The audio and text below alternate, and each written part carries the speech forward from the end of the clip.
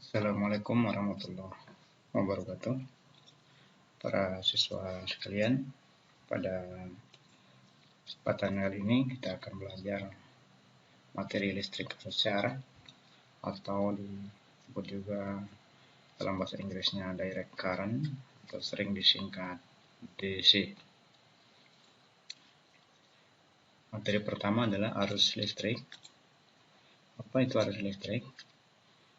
Nah, ini digambarkan, ini adalah kawat penghantar. Di dalamnya ada elektron yang bergerak, ada muatan elektron. Maka dikatakan arus listrik itu ketika beberapa muatan elektronnya mengalir selama selang waktu tertentu. Secara matematik didefinisikan, dituliskan I sama dengan, atau kuat arus listrik sama dengan jumlah muatan listrik yang mengalir dibagi selang waktunya, atau I sama dengan Q per T, di mana Q adalah jumlah muatan listrik yang bergerak melewati luasan penghantar seluas A, satuannya adalah coulomb atau C besar. T adalah selang waktu, satuannya adalah sekon. I adalah kuat arus listrik, satuannya adalah ampere. Berikutnya adalah contoh soal kaitannya dengan muatan listrik atau pengertian arus listrik. Suatu kawat penghantar mempunyai penampang berbentuk lingkaran dengan radiusnya 2 mm. Jari-jarinya 2 mm. Dialiri arus sebesar 2 ampere selama 5 menit. Pertanyaannya, hitunglah jumlah elektron yang mengalir melewati suatu penampang tertentu jika diketahui muatan satu elektron yaitu 1E sama dengan 1,6 kali 10 pangkat minus 19 coulomb. Nah, berikut adalah penyelesaiannya. Jumlah muatan yang mengalir melewati suatu penampang tersebut dapat dihitung dengan persamaan yang tadi. I sama dengan Q per T, atau boleh kita tuliskan bentuk lainnya, Q sama dengan I dikali T, di mana I adalah arus listrik tadi, ini sebesar 2 ampere, dan waktunya adalah 5 menit. 5 menit itu kita ubah ke dalam detik menjadi 5 kali 60 sekon, hingga diperoleh 600 ampere sekon, atau ini disingkat menjadi 600 coulomb. Nah, berikutnya bagaimana menghitung jumlah muatan banyaknya elektron yang mengalir.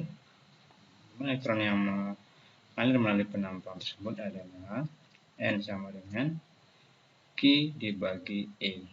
Q ini adalah jumlah muatan total tadi yang mengalir selama 5 menit tadi, 600 coulomb, dibagi satu muatan elektron 1,6 kali 10 pangkat min 19 coulomb, diperoleh 3,75 kali 10 pangkat 21 buah partikel elektron.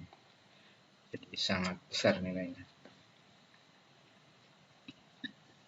Berikutnya adalah materi bagaimana mengukur kuat arus listrik. Jadi untuk mengukur kuat arus listrik dalam satu rangkaian ini digunakan ampere meter atau sering juga disebut ammeter. Bagaimana cara memasangnya? Cara memasang ammeter itu adalah dengan cara menghubungkannya secara seri seperti pada gambar. Jadi di sini ini ada sumber tegangan, baterai atau aki, kemudian dihubungkan dengan lampu.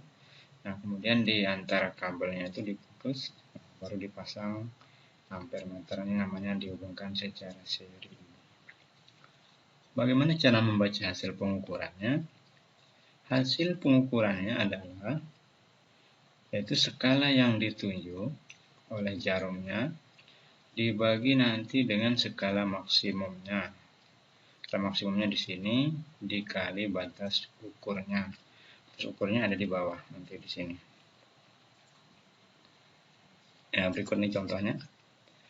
Misalnya di laboratorium sekolah biasa digunakan ampermeter untuk mengukur kuat arus listrik seperti berikut. Nah, misalnya dalam pembacaan ampermeter pada jarumnya menunjukkan angka 70. Sementara di sini ada angka skalanya 0 terus maksimumnya 100. Kemudian kabelnya dihubungkan, nanti satunya adalah 0 dan satunya di positifnya adalah 0,5. Nah, berapa cara membacanya? Bagaimana cara membacanya? Hasil pengukurannya adalah skala yang ditunjuk 70 ini dibagi skala maksimum yaitu 100 dikali batas ukurnya. Artinya ini 70-nya skala yang ditunjuk, 100-nya ini adalah skala maksimum, 0,5-nya adalah skala yang digunakan di sini batas ukurnya. Nah, di sini bisa batas ukurnya 0,5, bisa 1 dan lain sebagainya. Nah, jadi dalam contoh ini hasil pengukurannya menjadi 70 per 100 kali 0,5 sama dengan 0,35 ampere. Kalau jarumnya di angka 70. Seperti itu ya. Berikutnya adalah hukum Ohm. Nah, menurut Ohm dari hasil eksperimennya bahwa kuat arus yang mengalir pada suatu penghantar atau I berbanding lurus dengan beda potensial yang dilambangkan dengan V. Nah, beda potensialnya juga sering disebut tegangan. Perbandingannya bernilai konstan. Nah, nilai konstan inilah yang disebut sebagai hambatan atau disimbolkan adalah R. Secara matematik dituliskan R sama dengan V per I. V adalah beda potensial atau tegangan, satuannya volt. R adalah hambatan, satuannya ohm. I adalah kuat arus, satuannya adalah ampere.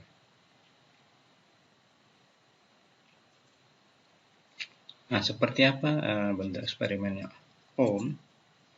Nah, eksperimennya Ohm seperti ini. Jadi dalam bentuk tabel, jadi tegangannya diubah-ubah dalam rangkaian itu. Menggunakan 1 volt, nanti dicatat arusnya, misalnya terbaca 0,2. Kemudian tegangan dinaikkan 2, terbaca 0,4. Kalau tegangan 3, 0,6.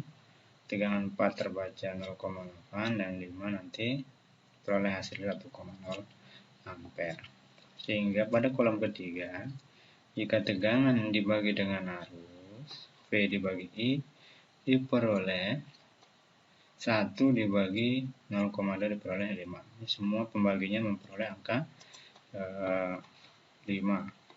Secara grafik atau tabel seperti ini, ini dari tabelnya, ini grafiknya. Sumbu X ini adalah arus, yang sumbu Y-nya adalah tegangan. Jadi ketika ini tegangannya 1 volt, terbaca arusnya 0, terus seperti itu ya. Sehingga kalau ditarik garis lurus, nah, ditarik garis pada titik-titiknya membentuk garis lurus. Nah, nilai inilah yang hasilnya sama besar atau disebut konstan. Nah, nilai konstan inilah yang dilambangkan dengan R atau yang disebut dengan hambatan. Sehingga secara matematik P per I sama dengan R. Ya, itu. Berikutnya adalah contoh soal. Sebuah pemanas listrik diberi tegangan 12 volt sehingga mengalir arus listrik sebesar 0,2 ampere. Hitunglah hambatan pemanas tersebut. Saya jawabnya, nah, diketahui dari data yang ada, tegangan 12 volt, arusnya 0,2 ampere.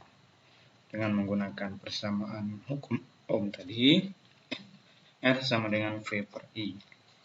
R sama dengan 12 dibagi 0,2 diperoleh 60 ohm. Jadi hambatan pemanas listrik tersebut adalah 6. Nah, ini 60 ohm ya. 60 ohm, bukan 6 ohm di sini, seperti yang tadi.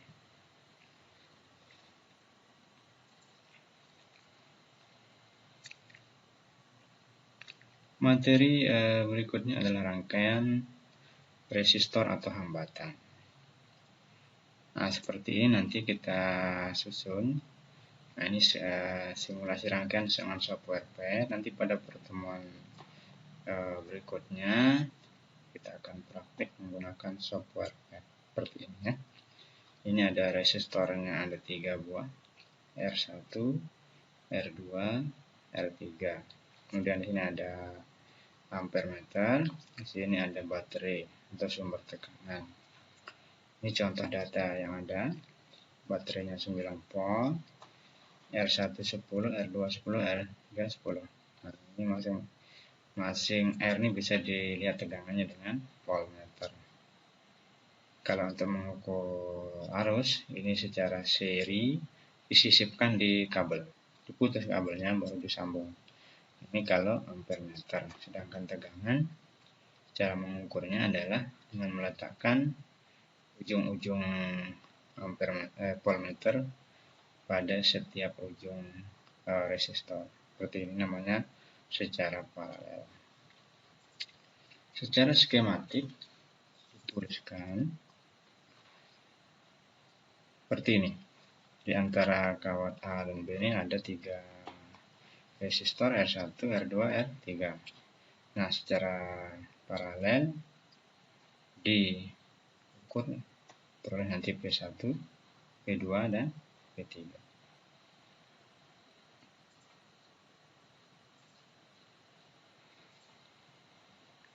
Nah, pada rangkaian seri ini, sifatnya pertama adalah arus pada tiap hambatannya sama besar. Jadi I1, arus yang masuk di R1 ini sama dengan nanti yang masuk pada I2, sama juga dengan pada I3, sama dengan I yang keluar atau I yang masuk, sama dengan I total. Jadi arusnya tetap di sini. Ini kalau rangkaian seri. Sedangkan tegangannya berbeda-beda. Jadi tegangan itu tergantung nanti dengan nilai R di sini. P1 berbeda dengan P2, berbeda juga dengan P3. Nah, kalau dijumlahkan, P1 tambah P2 tambah P3 menghasilkan P total di sini ya, atau P antara A dan B. Kemudian, nilai P1 itu berapa? P1 sama dengan I1 kali R1. Nah, berhubung I1 sama dengan I2 sama dengan I3 sama dengan I, sehingga I-nya bernilai tetap. Sehingga di sini kita pakai P1 di sini adalah I1 kali R1, P2-nya I2 kali R2, P3 I3 atau I kali R3. Sedangkan jumlah resistornya, nilai resistornya secara seri langsung dijumlahkan. R total sama dengan R1 tambah R2 ditambah R3. Atau jika N buah hambatan sangat banyak, maka langsung dijumlahkan sebanyak resistor plus Rn.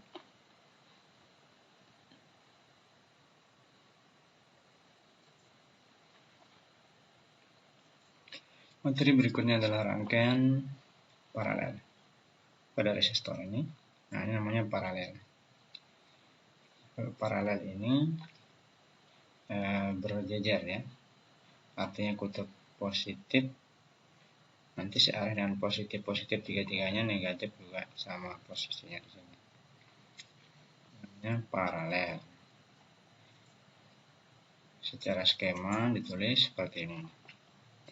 Nah, di sini pada rangkaian paralel terlihat bahwa nanti I1 tidak sama dengan I2 tidak sama dengan 3. Tapi karena ujungnya sama, pada R1, R2, R3 ini ujungnya sama di sebelah kiri maupun kanan, sehingga nanti tegangannya juga sama. P1 sama dengan P2 sama dengan P3 sama juga dengan P total di sini.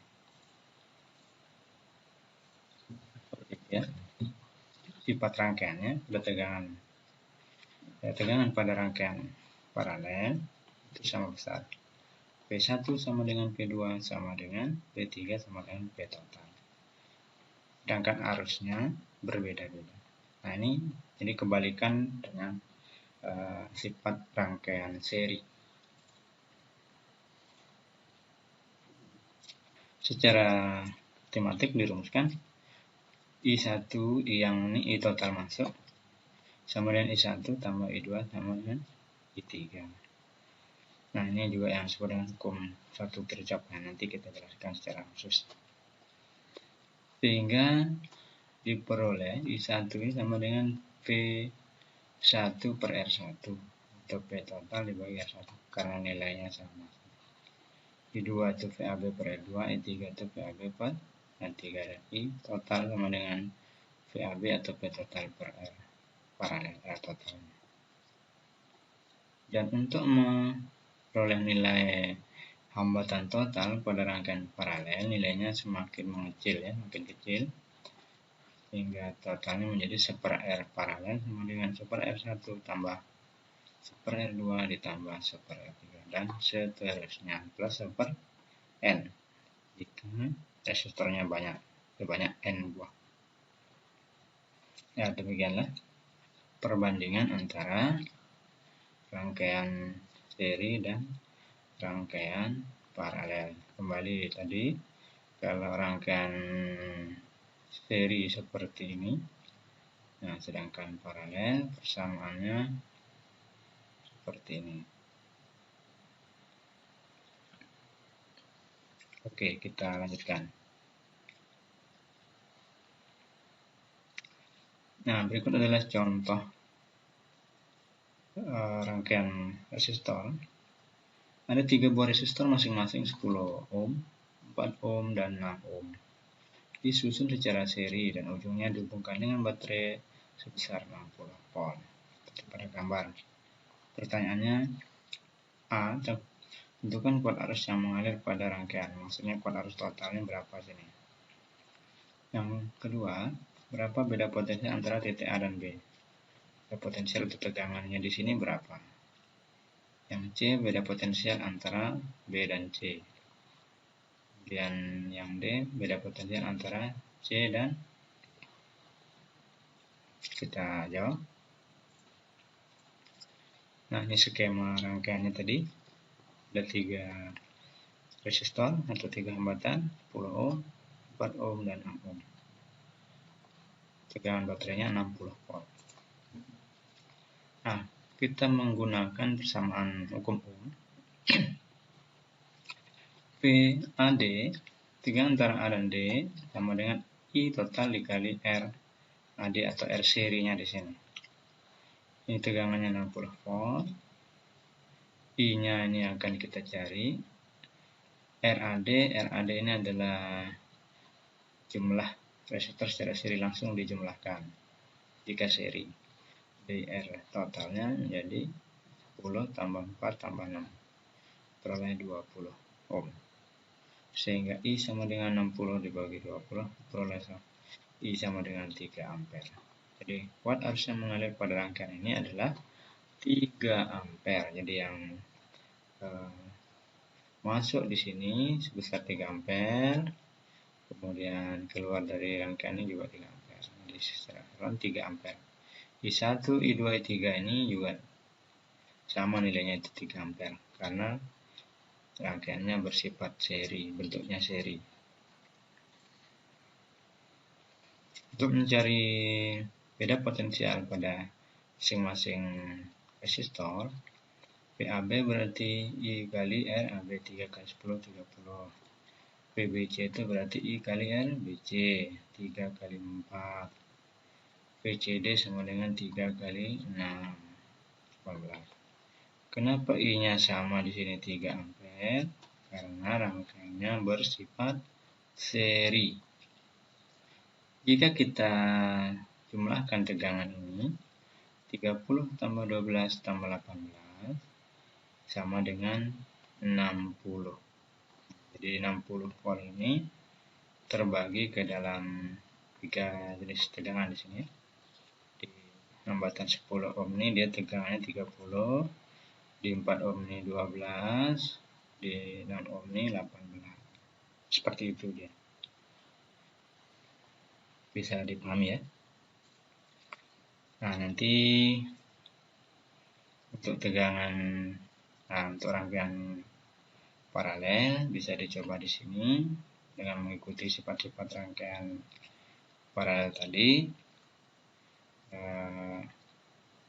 Bisa dihitung nanti jika diketahui R1 3 ohm, R2 4 ohm, R3 6 ohm, tegangan antara A dan B adalah 12 volt. Nah, berapa hambatan total antara A dan B berapa, I1 yang masuk di R1 berapa, I2 berapa, I3 berapa, termasuk nanti mencari P1, P2, P3 berapa.